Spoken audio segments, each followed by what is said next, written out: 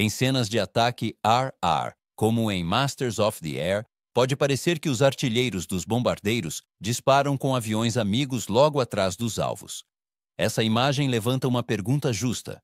Quão comum era o fogo amigo entre bombardeiros em combate? A resposta curta é que aconteceu. Mas foi uma pequena fração dos danos e dos ferimentos sofridos. E as tripulações e os comandantes trabalhavam o tempo todo para tornar isso mais raro. Os bombardeiros pesados americanos voavam em formações fechadas e disciplinadas, feitas para atender a 3 necessidades que competiam entre si. Primeiro, precisavam lançar um padrão denso de bombas sobre o alvo. Segundo, precisavam ser pilotáveis por longas distâncias sem esgotar os pilotos.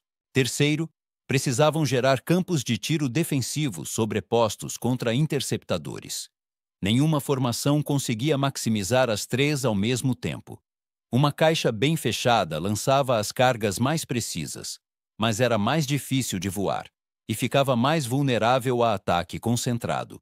Uma coluna vertical alta criava uma cobertura de tiro excelente, mas era impraticável no lançamento das bombas e em turbulência. Os líderes de formação definiam a velocidade, a altitude e o rumo. Muitas vezes, só o avião líder podia usar o piloto automático. Os demais seguiam.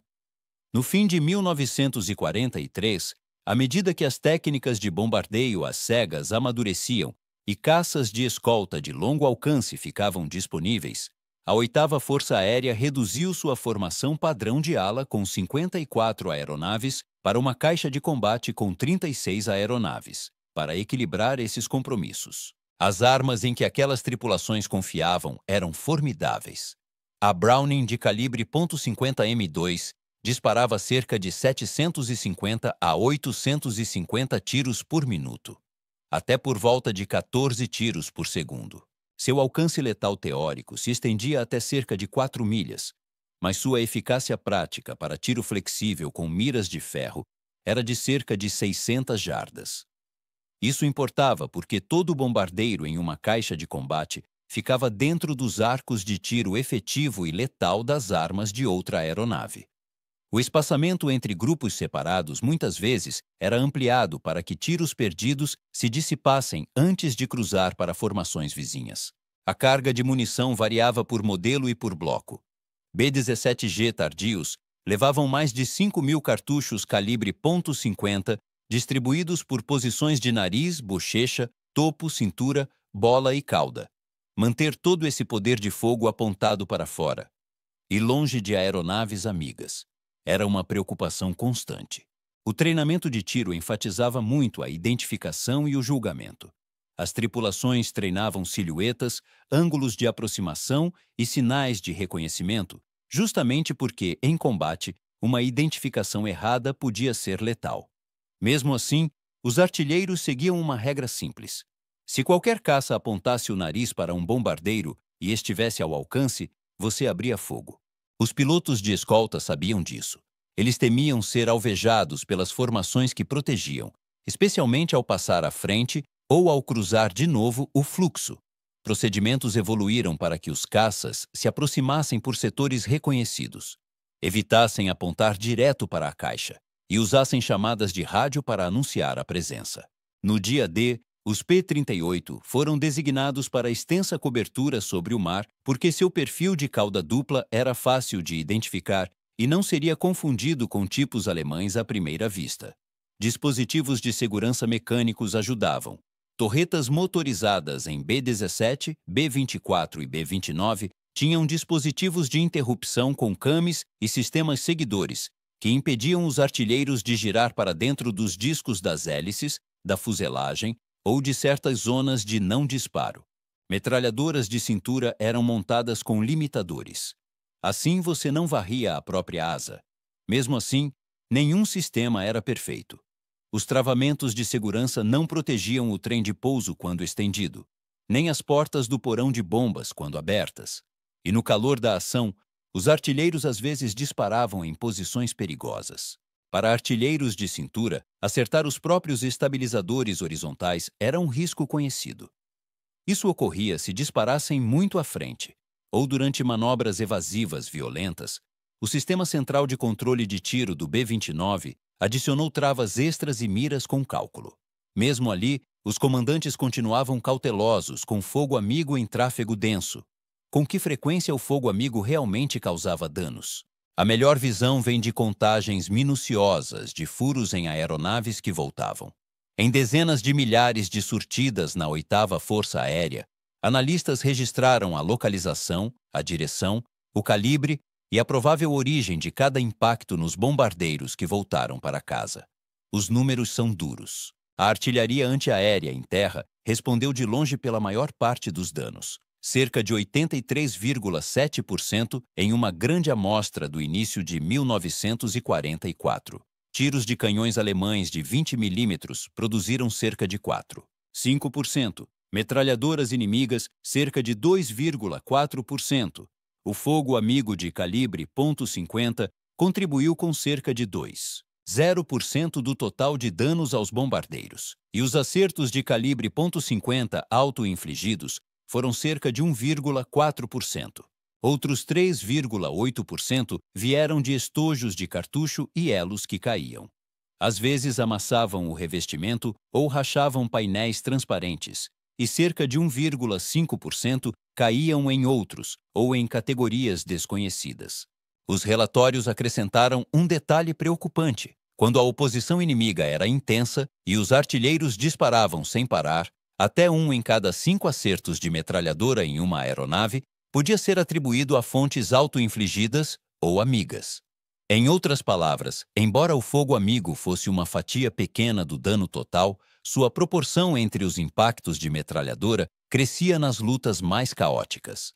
Os padrões de baixas das tripulações espelhavam esse quadro de danos. Uma análise médica do pós-guerra das tripulações, que retornavam da 8ª Força Aérea, atribuiu 86,2% dos ferimentos à flak. Cerca de 6% eram de metralhadoras, 3,9% de projéteis de canhão de 20 milímetros e 7,8% de mísseis secundários.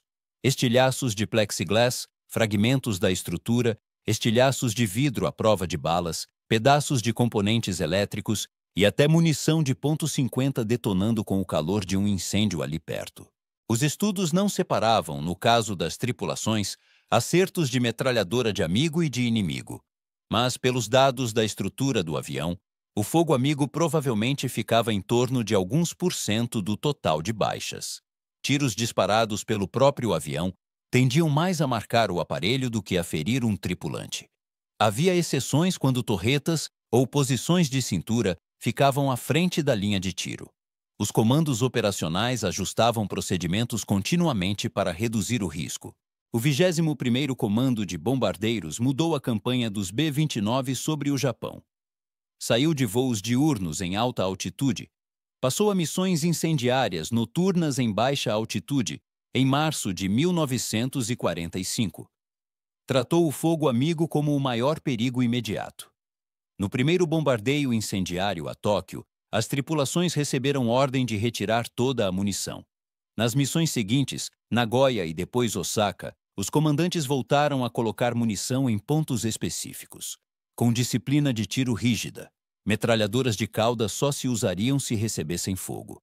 Torretas inferiores autorizadas a engajar holofotes no solo ou alvos em altitudes mais baixas. Não outras aeronaves. O objetivo era reduzir ao mínimo o fogo amigo e também as colisões, no céu congestionado sobre cidades em chamas. A experiência da Royal Air Force oferece uma perspectiva relacionada. Voando quase sempre à noite, os bombardeiros pesados da RAF confiavam menos em fogo concentrado. Confiavam mais na escuridão, na marcação dos Pathfinders e na separação de rotas. Seus artilheiros podiam engajar caças noturnos, e engajavam, mas o fogo amigo entre bombardeiros era menos visível do que nos fluxos à luz do dia. O maior risco naquela fila de conga às escuras era a colisão, principalmente em nuvem ou ao convergir sobre marcadores de alvo. Tanto a USAF quanto a RAF publicaram estratificações de altitude, tabelas de horários e procedimentos rígidos de rádio e de sinalizadores, para impedir que aeronaves amigas cruzassem miras ou asas. Dentro das formações americanas, Táticas e treinamento enfatizavam segurar o fogo, além do alcance efetivo. Os artilheiros eram treinados para não atirar até estarem a menos de 600 jardas. Para mirar à frente de forma correta, em vez de varrer o céu. E para parar de atirar quando aeronaves amigas cruzassem seus arcos de tiro. Chamadas de rádio do comando diziam check fire. Eram usadas quando os escoltas mergulhavam através dos padrões de tiro. Os instrutores destacavam os setores de fogo proibido para cada posição. Eles enfatizavam a passagem de bombardeio, com as portas do porão de bombas abertas, e a formação fixada no ponto de mira. Era o momento em que a disciplina mais importava. Até detalhes como defasagem e escalonamento dentro da formação em caixa eram ajustados, para dar a cada posição um campo de tiro limpo para fora, com mínimo cruzamento na silhueta de outro avião. Então, quão comum era o fogo amigo entre os bombardeiros? Medido contra o total de danos e baixas, foi relativamente raro, na casa de uns 2% para as aeronaves, nos dados da 8ª Força Aérea. Mesmo assim, nos momentos em que as formações eram mais pressionadas, a parcela de impactos de metralhadora atribuídos a fogo amigo e a tiros auto-infligidos podia disparar. A maior parte do dano de metralhadora por fogo amigo vinha de outros bombardeiros, e não das escoltas. Até porque as escoltas evitavam apontar o nariz para as formações em caixa, e normalmente interceptavam os caças inimigos longe da formação. Para quem voa na cobertura, a regra ainda vale. Nunca aponte o nariz para uma formação de bombardeiros, a não ser que queira ser alvejado. A realidade do combate aéreo em massa é que o risco pode ser gerenciado, mas não eliminado. Formações fechadas, sistemas de interrupção, treinamento de reconhecimento e procedimentos de rádio. Tudo isso reduziu o fogo amigo. Mas o alcance letal de um projétil de calibre .50 não perdoa. E um céu lotado multiplica as chances. Os números nos dizem que o fratricídio não foi uma causa principal de perda, em comparação com a flak e o fogo inimigo.